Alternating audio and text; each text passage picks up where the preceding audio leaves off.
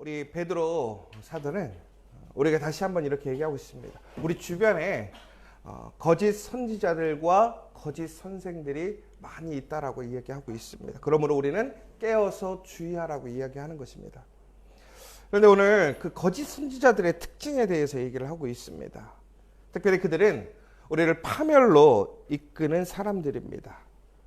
자신의 유익을 위해서 자신의 정욕의 즐거움대로 우리를 그곳에 참여하게 하고 또한 우리를 방탕한 길로 인도하게 하는 사람. 그래서 결국에는 예수님께서 우리를 위하여 자신의 생명의 값을 내어주고 사신 우리를 이제는 그 예수 그리스도를 부인하게 하는 그런 거짓 선생들과 선지자들이 너무나 많이 있더라는 것입니다. 저는 이 이야기를 들으면서 여러분 거짓 선생 누구일까요? 아마 우리는 그냥 쉽게 이단들이라고 생각할 것 같아요. 우리 주변에 참 이단이 많이 있잖아요. 특별히 한국에 이단이 참 많은 것 같아요. 그런데 왜 한국에는 이렇게 이단이 많을까? 뭐 세상에 많은 이단들이 있겠지만 특별히 왜 우리는 이렇게 거짓 선생과 거짓 선지자들이 더 많이 활동하고 그것에 사람들이 흔히 얘기해서 마음을 뺏기는 것일까? 아마 우리의 그러한 어떤 신앙적인 간절함이 있는 것 같아요. 우리 한국 사람들이 특별히 우리 한국 사람들의 삶을 역사적으로 보자면 상당히 쉬운 삶이 아닙니다. 지정학적으로 봤을 때도 그렇고 또한 우리의 어떠한 여러 가지 상황과 조건들이 결코 우리의 힘만으로 살아갈 수 없는 우리의 환경과 조건이 주어져 있습니다. 그럼에도 불구하고 우리가 잘 아는 것처럼 우리 대한민국의 사람들은 아주 한강의 기적이라고 얘기하기도 하고 또한 수많은 수고와 헌신을 통해서 오늘 우리가 살아가고 있는 이 대한민국을 아주 잘 사는 나라, 아주 변화된 나라로 만들어 놓았습니다. 어제는 이제 그 기사에 그런 기사가 하나가 나왔더라고요. 미국의 큰 한인마트가 대형 마트를 인수했다. 그래갖고 이제는 한국 그런 마켓이 그냥 이민자들의 그런 슈퍼마켓을 넘어서 아예 그 시대를 인도할 수 있는 리드하는 문화적인 그 어떤 식품의 영향력까지 발휘할 수 있는 능력을 갖게 되었다. 뭐 이런 이야기들을 보게 됐어요. 여러분 그런데 중요한 것은 우리가 이렇게 살아오면서 그 수많은 일들 속에서 얼마나 힘들었겠습니까? 여러분 우리가 한 가정을 이루고 산다라는 게 정말로 하나님의 축복이지만 그 가정을 온전히 지키고 세워가며 더 나아가서는 우리가 하나님 앞에 부르시고 택하심 받은 대로 우리가 협력하여 선을 이룬다라는 것이 결코 쉬운 일이 아닙니다. 오늘 우리가 이렇게 믿음의 삶을 살아가고 우리의 삶의 현장에서 더 나아가서 우리 공동체가 교회를 세우고 교회 안에서 그 믿음의 일을 감당하는 것이 그냥 되는 것이 결코 아니잖아요. 그 수많은 시간 헌신과 수고와 또한 모든 것을 포기하고 정말로 그 고난의 시간들을 견뎌왔기 때문에 오늘 우리의 삶이 있는 것 아닙니까? 그러다 보니까 우리는 그 순간순간을 너무나 치열하게 살아왔고 너무나 힘들게 살아왔더라고요. 그래서 우리는 누군가 나에게 힘이 되어주길 원해요. 그래서 저는 우리 대한민국 사람들에게 종교성이 그래서 더 있는 것 같아요.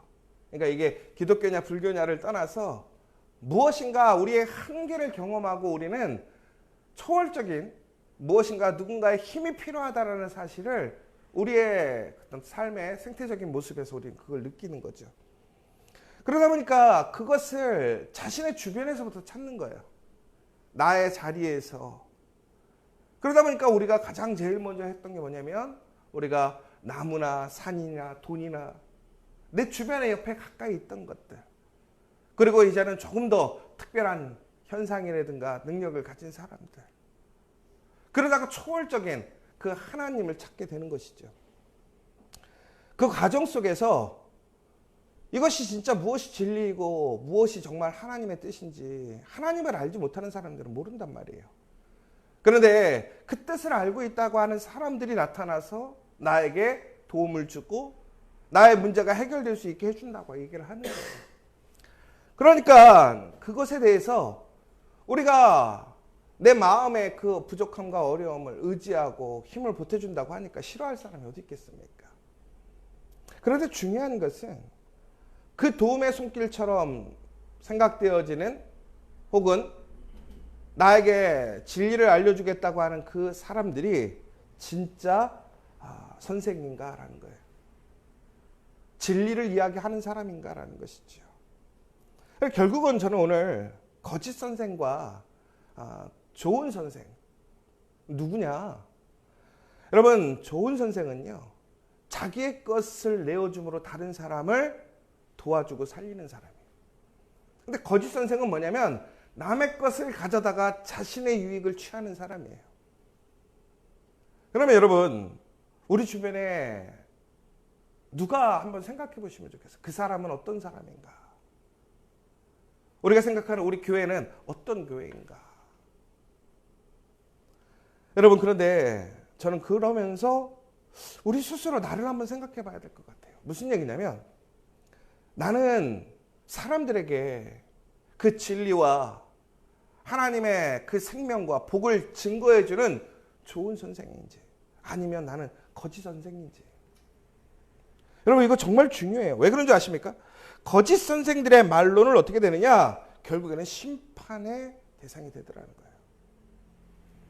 여러분, 결코 악인은 영광을 누리지 못합니다. 거짓 선생의 그 삶은 끝까지 형통할 수 없더라는 거예요. 그들은 하나님의 징계와 심판의 대상이 되는 것이고, 더 나아가서 성경에서 분명히 하나님은 의인과 악인을 구별하시고 심판하셨던 그 증거처럼 분명하게 그 악한 자들을 심판하시고 그 악함의 심판이 예정되어 있더라는 것입니다. 오늘 당장 그 심판이 이루어지는 것 같지 않지만 오늘 10절 11절에도 보시면 나와 있겠지만 그들이 그 심판 동안 어떻게 되냐? 붙들려 있는 거예요. 지금 망하고 있는 것이 아닌데 지금 심판을 받지는 않았지만 심판 안에 붙들려 있다는 것은 무슨 얘기냐면 여러분 이렇게 생각하시면 돼요. 여러분, 우리가 죄를 지으면 우리가 사형 판결을 받았다고 치자고요. 그럼 사형 판결을 받았을 때 감옥에 들어갑니다. 그러면 감옥에서는 사형 판결을 받았지만 그래도 어떻게 해요? 사형 당하는 날까지는 어떻게 해요? 감옥에서 살고 있는 거예요. 똑같은 거예요. 악인과 거짓 선지자들은 이미 사형 판결을 받은 사람입니다. 그 날이 바로 주님께서 이 땅에 오셔서 그 모든 것을 심판하시고 새롭게 하시는 날이라는 거예요. 그러나 우리가 그 악한 길, 거짓 선지자의 길, 그렇게 잘못된 길을 살아가는 사람들은 이미 심판이 임했다라는 사실을 기억하셔야 돼요. 그러므로 내가 하나님의 진리의 말씀대로 살아가지 않고 내가 거짓되고 나의 유익을 구하고 나의 육체적인 정욕을 따라 살아가게 된다면 이미 나 또한 심판받아 죽을 수밖에 없는 사람이라는 거예요. 그런데 우리는 교회를 다니니까 나는 아니야. 나는 집사니까, 나는 권사니까, 나는 장로니까, 더 나아가서 나는 목사니까 아니야. 괜찮아? 아니요, 안 괜찮아요. 우리가 진리 안에서 올바로 서 있지 않고 이처럼 잘못된 그 심판의 길로 걸어가게 된다면 방탕한 길을 걸어가고 탐욕으로 꾸며낸 만들로서 성도를 이용하고 자신들이 교만하고 하나님을 부정하고 천사들, 그 권세 잡은 자들까지도 능욕하고 무시하는 자들은 천국에는 심판을 당할 수밖에 없다는 사실입니다. 그러면 나는 사람들에게 어떤 사람이냐? 여러분 정말로 한번 잘 생각해 봐야 돼요. 나는 진리를 얘기하지만 나의 진리가 사람들을 오히려 파멸로 이끌고 있지 않습니까? 어제도 설교 끝 말미에 말씀드렸지만 나의 행동이 사람들에게 핑계의 구실이 되어버린다면 여러분 그것이 진리의 선생입니까? 아니면 거짓 선지자입니까? 나의 행동, 나의 모습, 나의 이야기로 사람들이 자신들의 신앙을 부정하고 혹은 왜곡시키고 하나님의 말씀에서 벗어나게 하는 행동이 되어진다면 그것은 거짓 선생입니까? 아니면 나는 진리 안에 서 있는 사람입니까? 우린 그래서 깨어 있어야 돼요. 여러분 우리가 그렇다고 해서 막 획일적으로 하나님의 은혜 안에 살지 말라 이 얘기가 아니에요. 그러나 우리는 이것을 너무나 자신에게 일반화시키는 경향이 너무 많아요. 나는 괜찮아. 나는 이런 은혜를 누려도 돼. 나는 이런 배려를 받아야 돼. 아니에요. 오히려 우리가 은혜 안에 있다면 어떻게 해야 됩니까? 더 헌신하고 더 포기하고 더 순종하고 그것이 바로 종의 모습이라는 거예요. 그런데 아직도 우리는 주인의 모습이 있어요. 내가 주인이 되려고 하는 거예요. 내가 누려야 돼. 내가 가져야 되고 내가 주목받아야 되고 나만 배려받아야 돼. 나에게 사람들이 도와줘야 되고. 여러분, 우리는 그러한 모든 것들에서 사람들을 넘어지게 해서는 안 된다는 거예요. 내 삶이 정말로 사람들을 올바르게 진리 안에서 진리 가운데 더욱더 가까이 가게 할 수 있는 그런 올바른 모습에 서 있는지, 아니면 핑계거리가 되고 넘어지게 하고 왜곡시키는 그런 이단의 사람들과 똑같은 모습이 되고 있는지 우리는 철저히 우리를 살펴봐야 한다는 것입니다. 여러분 기억하십시오. 우리가 사람을 넘어지게 하면요, 바로 예수 그리스도께서 그의 생명의 핏값으로 샀던 사람을 넘어지게 하는 거예요. 여러분, 우리가 절대로 용서받지 못하는 죄가 있습니다. 그게 뭐냐면 성경에 보면 성령을 해방하는 자라고 되어 있습니다. 그런데 오늘 보면 뭐라고 되어 있습니까? 진리의 도가 모독을 당하게 하는 자들을, 그 사람들을 용서받지 못하고 있다고 되어 있어요. 여러분, 오늘 다시 한번 우리는 나를 돌아봄으로 내가 살아가는 삶의 자리에서 하나님의 그런 거룩한 은혜의 그 모델이 되는 그 은혜의 사람들이 되시길 원합니다. 왜 그런 줄 아십니까? 오늘 심판을 통해서 분명하게 하나님께서는 의인과 악인을 함께 두시지 않았더라는 거예요. 중국에는 의인을 위해, 의인을 보호하기 위해 악인들을 선포하셨더라는 거예요. 여러분, 노아의 홍수를 기억하십니까?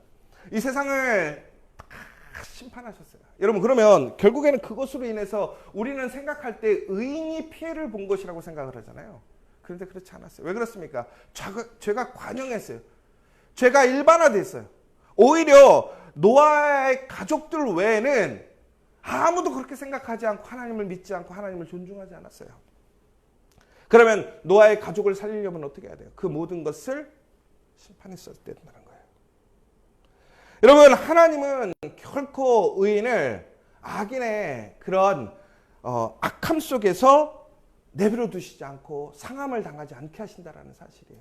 여러분, 이것이 얼마나 우리에게 큰 소망의 기쁨이신 줄 아십니까?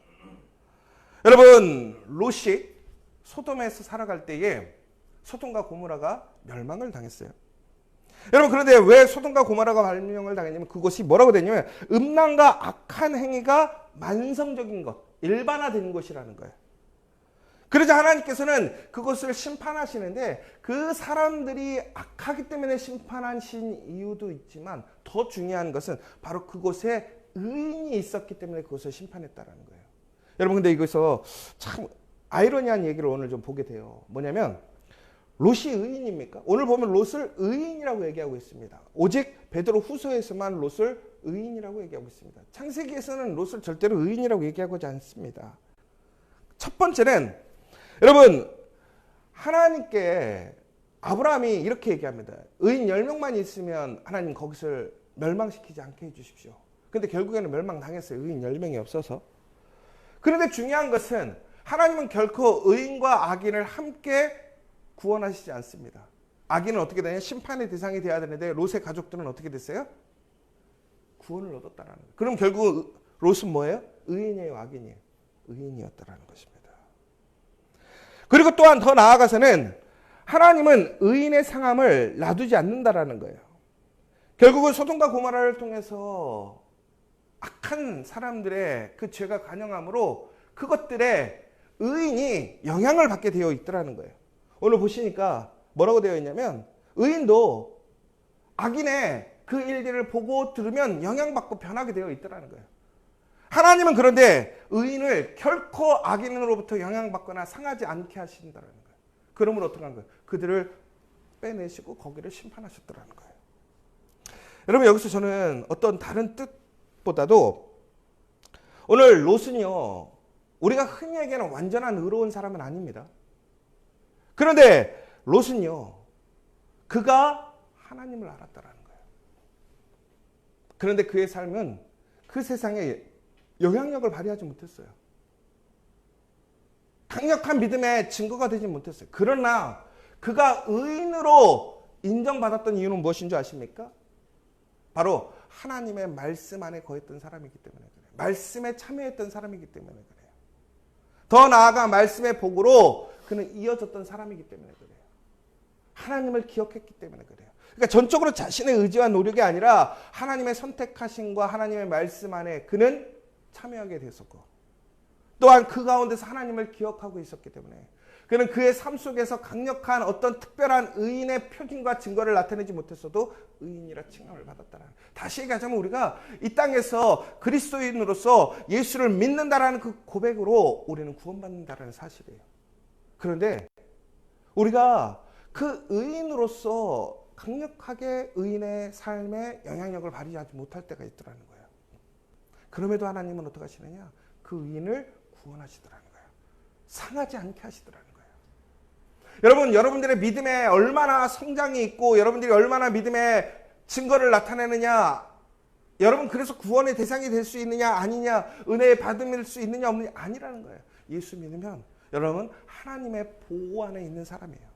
하나님은 여러분을 지키시고 여러분들이 상함을 당하지 않게 하시더라는 거예요. 누구로부터? 악인으로부터. 여러분에게 그 은혜가 있음을 기억하시기 바랍니다. 여러분, 이처럼 하나님께서는 오늘 의인과 악인을 분명히 구별하시고 의인은 하나님이 철저하게 보호하고 지켜주신다는 거예요. 그러면 여러분, 여기서 우리가 생각해 봐야 될 거예요. 나는 의인으로 살아가고 있는가 아니면 거짓 선지자로 살아가고 있는가.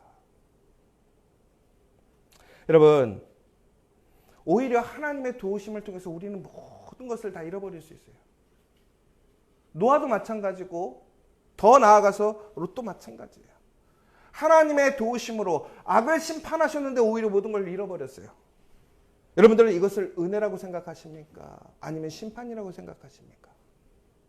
여러분, 그러나 기억하시기 바랍니다. 그것은 하나님이 여러분들을 지키시기 위한 축복이고 은혜임을 기억하시기 바랍니다.